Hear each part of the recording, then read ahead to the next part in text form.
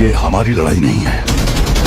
Optimus, हमें एक दूसरे की जरूरत पड़ेगी जिंदा रहने के लिए।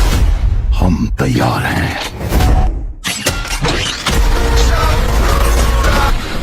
उसे खत्म करने की कोशिश और करीब आने। ये है क्या?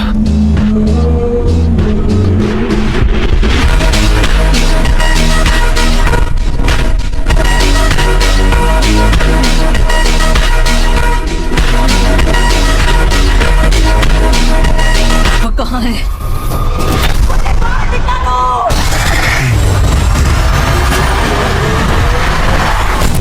इसके दो the taking of the tiger mountain. इस मूवी को रिलीज किया गया था 6.4 की IMDb रेटिंग के साथ। एक्चुअली ये एक चाइनीज फिल्म है, लेकिन इस मूवी की जो सबसे बड़ी बात है वो इसकी स्टोरी। इस मूवी की स्टोरी बहुत ज्यादा कमाल की है। कुछ व्यक्तिगत कारणों की वजह से इस मूवी की जो स्टोरी है वो मैं स्पॉइलर रखता हूँ, क्योंकि इस मूवी को अब जब देखोगे इसके बाद आप मुझे थैंक्स जरूर बोल के जाओगे।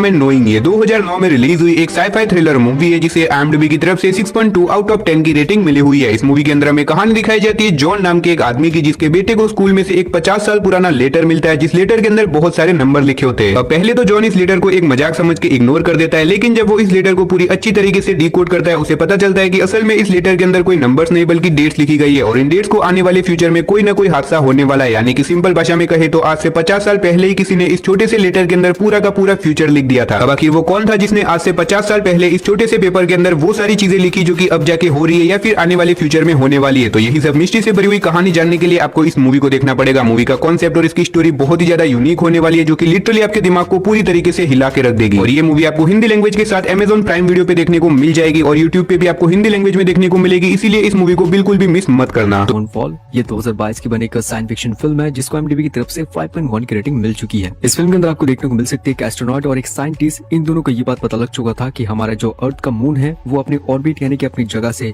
हिल चुका है और वो बहुत जल्द अर्थ से टकरा जाएगी। अब इसमें इंसानों का बचना लगभग इम्पॉसिबल है, लेकिन इसमें वो साइंटिस्ट और उस एस्ट्रोनॉट के पास एक प्लान था ताकि वो मून को और अर्थ को दोनों को बचा सके। लेकिन इस मूवी की स्टोरी बस इतना नहीं है, बल्कि इसके बाद भी मूवी के अंदर और भी स्टोरीज है, जैसे कि मून की कुछ डार्क सीक्रेट, एक मिस्टीरियस फोर्स जो कि मून को अपनी जगह से हिला रहा है, क्यों और किस लिए और आगे क्या कुछ होगा एग्जैक्टली उस स्टोरी को जानने के लिए definitely you should watch this film.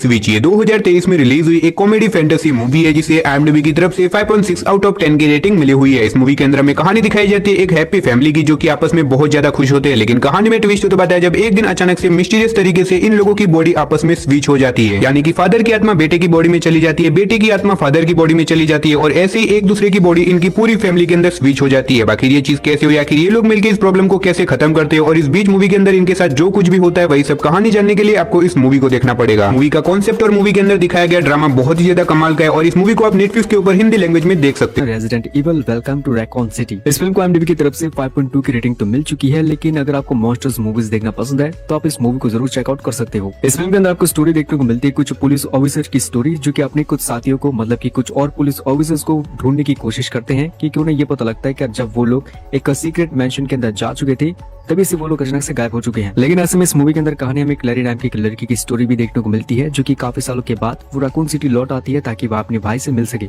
अब इसके बाद क्लैरी और उन सभी पुलिस ऑफिसर की किस तरीके से मॉन्स्टर के साथ मुकाबला या फिर जो भी मुलाकात चीजें होती है, वो कैसे खुद की जान बचाकर अपने शहर को बचाएंगे और पुलिस ऑफिसर को बचाएंगे, उसकी स्टोरी हम इस मूवी के अंदर देखेंगे।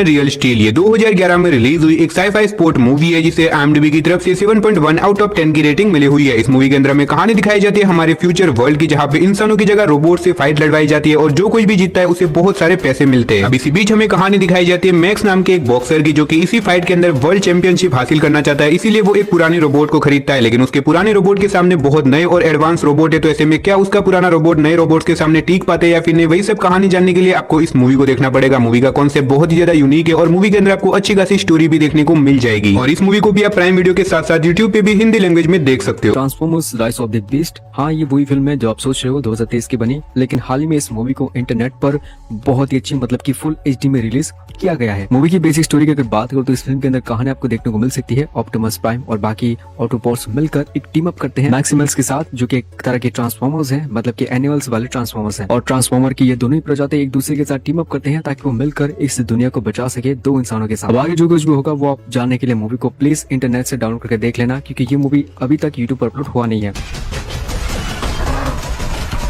RIPD ये 2013 में रिलीज हुई एक एक्शन कॉमेडी मूवी है जिसे IMDb की तरफ से 5.6 आउट ऑफ 10 की रेटिंग मिली हुई है। इस मूवी के अंदर में कहानी दिखाई जाती है निक वॉल्कर नाम के एक पुलिस ऑफिसर की, जो कि अपने एक मिशन के चलते मारा जाता है। लेकिन कहानी में ट्विस्ट तो बताया जब मरने के बाद निक को एक RIPD नाम के डिपार्टमेंट के अंदर लिया जाता है, जहाँ पे वो लोग सिंपली उन आत्माओं को पकड़ने का काम करते हैं जो कि मरने के बाद पृथ्वी के ऊपर भटकते रहते हैं। यानी कि सिंपल भाषा में कहे तो वो लोग भूतों को पकड़ने का काम करते हैं। अब ऐसे में निक को भी इस RIPD नाम के डिपार्टमेंट के अंदर ज्वाइन किया जाता है। अब आखिर उसे इस RIPD नाम के डिपार्टमेंट में क्यों लिया गया और आगे मूवी में निक के साथ क्या कुछ होता है, वही सब कहानी जानने के लिए आपको इस मूवी को देखना पड़ेगा। और इस मूवी के अंदर आपको यूनिक कॉन्सेप्ट के साथ साथ बहुत ही तगड़े लेवल के एक्शन सीन भी देखने को मिलने वाले, और मूवी के लीड रोल के अंदर आपको रयान रेनॉल्ड देखने को मिलेंगे। तो मूवी के अंदर आपको तगड़े लेवल की कॉमेडी भी देखने को मिल जाएगी, और इस मूवी को आप नेटफ्लिक्स के ऊपर हिंदी लैंग्वेज में देख सकते हो। टर्मिनेटर 2 यानी कि जजमेंट डे, इस फिल्म को IMDb की तरफ से 8.6 की रेटिंग मिल चुकी है, जिसके अंदर स्टोरी हमें देखने को मिलती है फ्यूचर में इंसान और मशीनों के बीच में एक बहुत बड़ा जंग छिड़ चुका है। ऐसे में उन सभी मशीनों को मारने के लिए जॉन कॉनर नाम का एक आदमी सामने आता है, लेकिन उसी आदमी को मारने के लिए टर्मिनेटर यानी कि मशीन्स फ्यूचर से पास्ट में कुछ टर्मिनेटर्स को भेजते हैं ताकि वो पैदा होने से पहले ही उसे मार सके। लेकिन ऐसे में उसी जॉन कॉनर को बचाने के लिए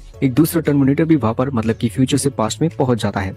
अब इसकी बात की स्टोरी को जानने के लिए आप इस मूवी को देख सकते हैं। ब्लेड रनर 249 ये 2017 में रिलीज हुई एक साइफाई थ्रिलर मूवी है जिसे IMDb की तरफ से 8 आउट ऑफ 10 की रेटिंग मिली हुई है। पर्सनली ये मेरी इस लिस्ट की फेवरेट मूवी है, और अब तक ये मूवी किसी भी OTT प्लेटफॉर्म के ऊपर हिंदी लैंग्वेज में अवेलेबल नहीं थी, लेकिन अब से ये मूवी आपको हिंदी लैंग्वेज के साथ नेटफ्लिक्स के ऊपर देखने को मिल जाएगी। अब अगर बात करें मूवी की कहानी के बारे में, तो यहाँ पे मैं आपको मूवी की कहानी के बारे में बता के आपका टाइम वेस्ट नहीं करूंगा। मूवी की IMDb रेटिंग देख के आप समझ सकते हो कि मूवी कितनी ज्यादा कमाल की होने वाली है।